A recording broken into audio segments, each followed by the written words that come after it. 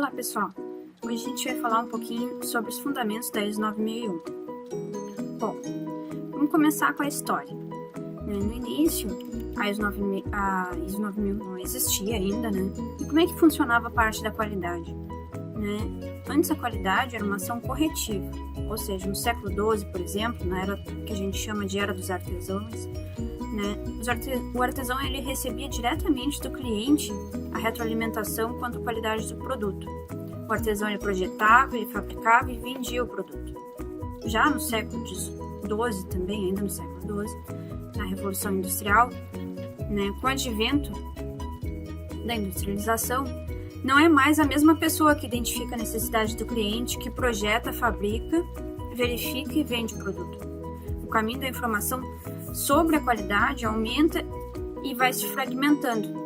Então, o mestre controla a qualidade do trabalho dos operadores. Tem aquela figura do gerente geral, do mestre, Bom, já passando muito tempo, já no século XIX, no XX, quando começou a haver a divisão do trabalho,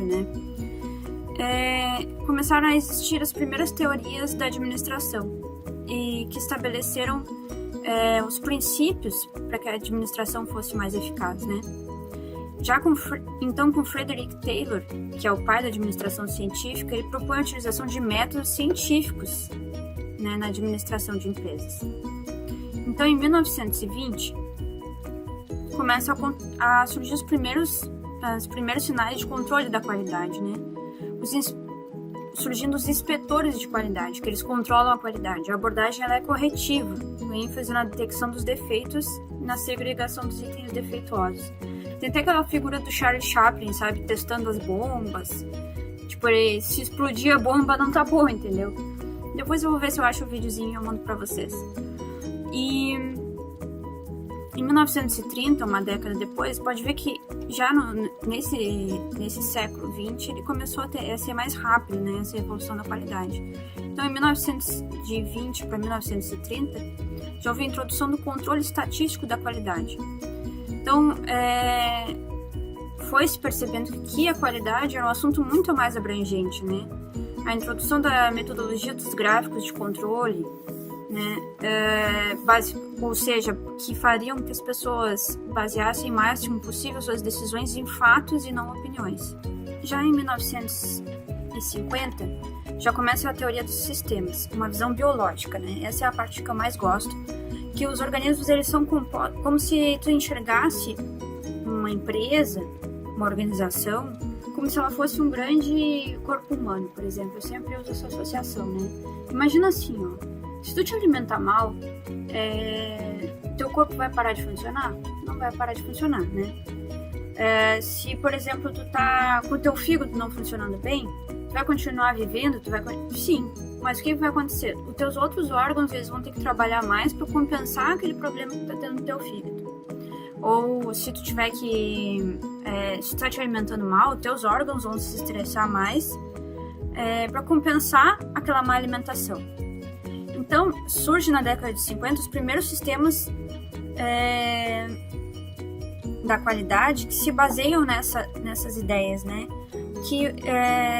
ou seja, trazendo agora para a área administrativa, que uma coisa influencia a outra, que um processo influencia o outro. Depois eu vou explicar direitinho para vocês o que são processos, tá? Então, a responsabilidade, ela passa por vários níveis hierárquicos, E todos têm uma influência direta na qualidade final do teu produto ou serviço. Bom, finalmente, a partir de 1987, a abordagem ela passa a ser preventiva, sistemas de qualidade preventivo, com ênfase na prevenção de defeitos. Então, é muito engraçado, porque várias vezes eu digo, o que tu fazia em tal lugar? Eu digo, eu era gerente da qualidade, ou eu trabalho com qualidade. As pessoas, eu vejo pela cara delas que a primeira coisa que elas veem à mente é que eu fico testando alguma coisa, Que eu fico, que nem o Charlie Chaplin lá, testando as bombas, Eu vou botar um videozinho pra vocês. Então, e essa é uma visão, na realidade, uma visão corretiva do século lá da Revolução Industrial, do século XII, a qualidade hoje em dia ela tem a ênfase na prevenção de defeitos, ela tem uma visão sistêmica, ou seja, de todo o sistema da empresa, da gestão participativa, o foco no atendimento às necessidades do cliente e na gestão dos processos, que eu vou explicar para vocês daqui a pouco, a grande evolução na área da qualidade, na área de serviços, né? Começou também nessa época a ideia do próprio executante do produto ou serviço é o responsável pela inspeção. Então não tem mais um inspetor, cada um supervisiona o seu próprio serviço, né? E outra coisa que começou que foi o entendimento que a responsabilidade pela qualidade ela é assumida coletivamente pela própria alta administração e não apenas pelos funcionários. E além disso, entrou a melhoria contínua e a abordagem por processos. Né? Melhoria contínua vocês devem conhecer, está muito em voga hoje em dia por causa desses trabalhos de coaching, que é Plan, Do, Check, Act. Depois, mais adiante, a gente vai falar. Então, tendo essa visão geral, histórica da qualidade, né? O que é a ISO 9001? Elas são um conjunto de regras ou crenças, né, fundamentais, e elas são abrangentes, ou seja, elas englobam vários aspectos de uma empresa ou organização, que são úteis para conduzir essa organização, que busca a melhoria contínua do seu desempenho através do foco no cliente, e sem esquecer as demais partes interessadas, que são os funcionários, os proprietários da empresa, os fornecedores também, que muitas vezes são negligenciados, né? Então, agora a gente vai falar um pouquinho sobre os princípios. Que princípios são esses, né? Que estão que são englobados pela ISO 9001. São o foco no cliente, ou seja, o foco no cliente, o que a gente pode falar mais? O sucesso da organização ela depende dos clientes, né? Então, é fundamental que ela compreenda e entenda as necessidades do cliente, o que ele pede e sempre exceder as expectativas do cliente. Isso vocês todos sabem, né? Além disso, tem a parte de liderança, que os líderes eles estabelecem uma unidade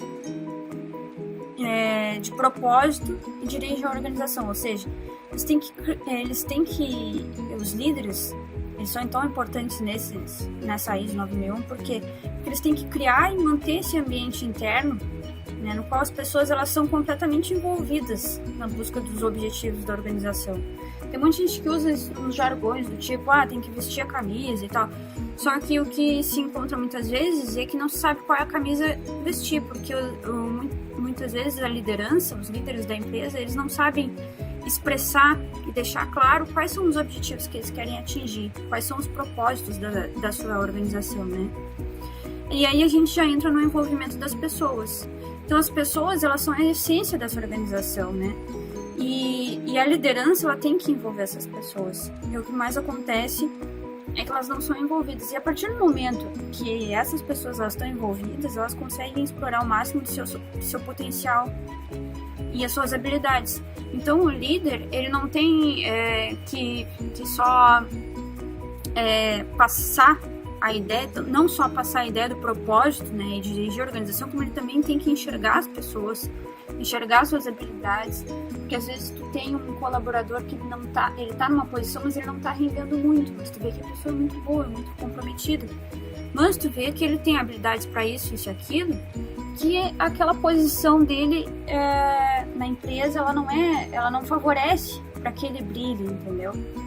Então, tu pega e faz uma proposta para aquele colaborador, olha, tu gostaria de trocar de função, fazer isso, fazer aquilo, entendeu? Então, eu sempre parto desse princípio que não existe um colaborador ruim, né? A princípio, existe alguém que está numa posição que não é adequada para o seu perfil, né? Bom, seguindo, a gente tem a abordagem por processos, né, que é o resultado, o resultado que se espera, geralmente é alcançado mais facilmente quando os recursos e as atividades são gerenciados como um processo. Agora depois eu vou explicar para vocês direitinho como esse processo ele é visto, né, dentro da ISO. Bom, seguindo a gente tem a abordagem sistêmica para a gestão, né.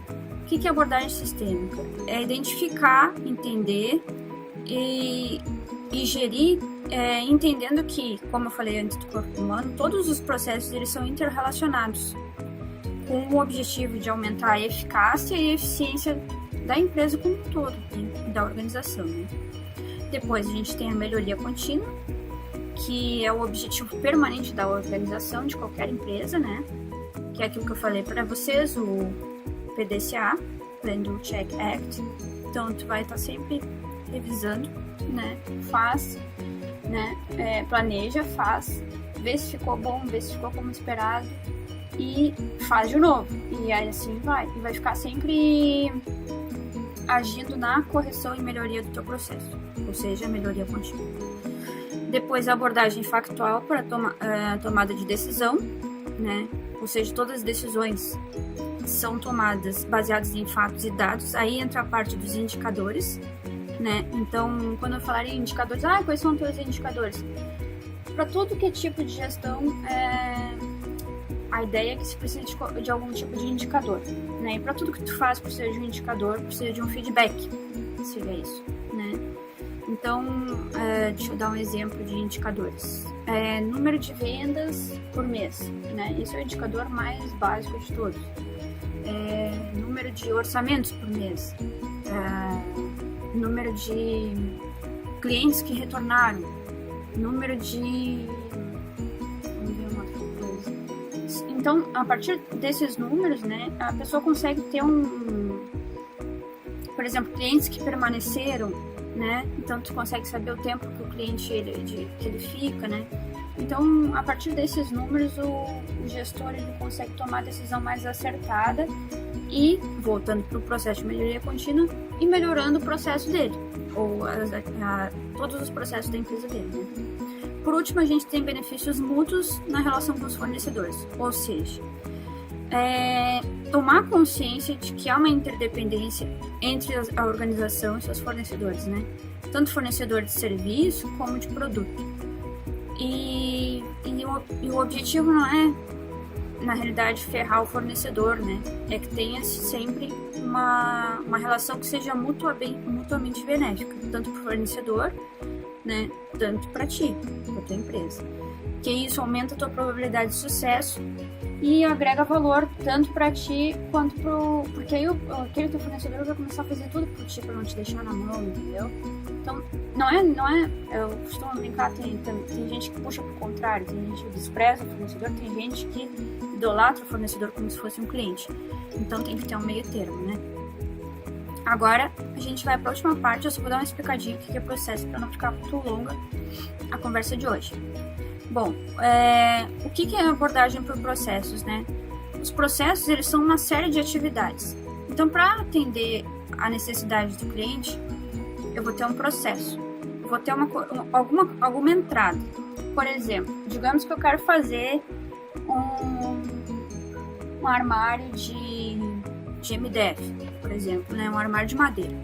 Né? Qual é a necessidade do meu cliente? Ele quer que o armário tenha tanto por tanto, tais medidas, ele quer que seja de madeira, de tal madeira, ele quer que seja pintado ou envernizado. Então, ou seja, a necessidade do cliente é uma entrada, né?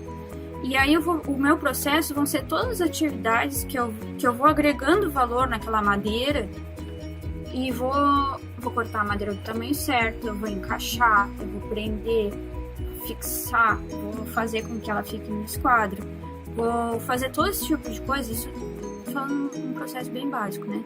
Então eu vou agregando valor a cada atividade, eu vou aumentando o valor daquele produto, né? Então esse é um processo e cada atividade faz parte do meu processo. No final eu vou ter um produto, uma saída, né? Que é a necessidade do cliente atendida. Agora vamos levar isso daí para a área de serviços, por exemplo, né? A necessidade do cliente é que, por exemplo, a necessidade do meu cliente é cortar o cabelo. Então, o cliente chega lá, eu vou ter um processo de atendimento. Primeira atividade, eu vou dar bom dia. Eu posso dizer na minha empresa, uma atividade, ela pode ser até a forma de tratamento do cliente, tá?